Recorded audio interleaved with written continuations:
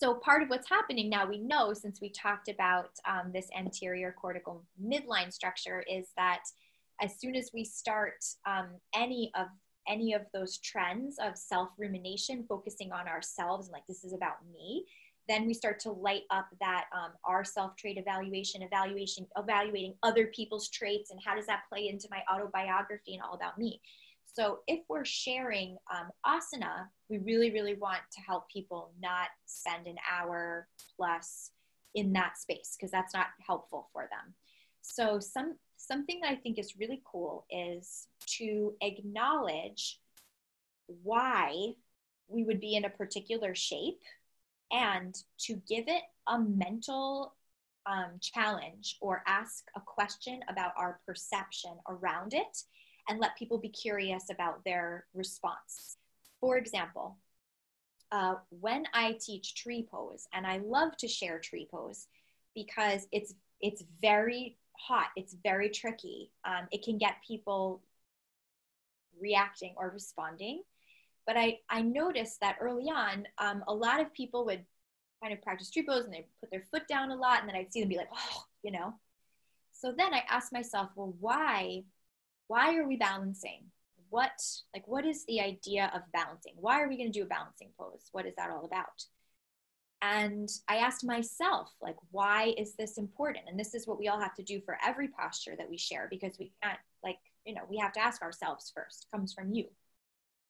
So I decided that for this group, for a group with, mental illness diagnoses, that it could be about being able to get enough distance to notice our response and to notice if that was a negative response, that was a response that we didn't want to choose, and then to try again and see if we could get a little space between that negative response. So maybe that thought still came, but we didn't buy it, and we could come back to the feeling of the balance. So that could look like we're going to practice tree pose now. And I love tree pose because it's a really challenging shape for me and for a lot of people.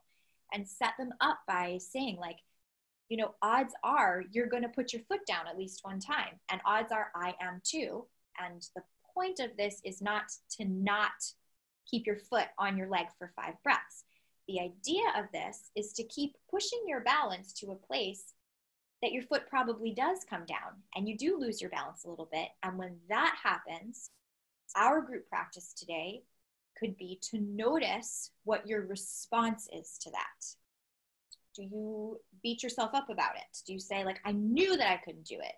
Or do you notice that everybody else is doing it and that thought becomes so overwhelming that you can't feel your foot anymore, and so you can't balance on your right leg? And let's give it a try and let's see how we respond. So when we set people up like that, we're giving them space to use this asana as a laboratory to try and notice what's going on, not only with their somatic experience, but with their mental response, to get some distance from it.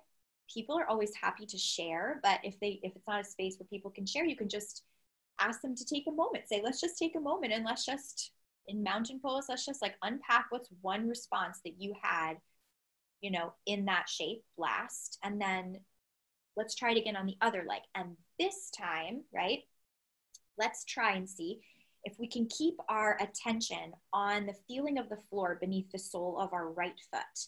And every time you see that thought or something coming in from the periphery, see if you can just bring your attention back to the ever-shifting weight in the sole of your right foot. And let's see how that changes things. So it all can be a way that we bring this mind, mood, emotion self into the physical shapes.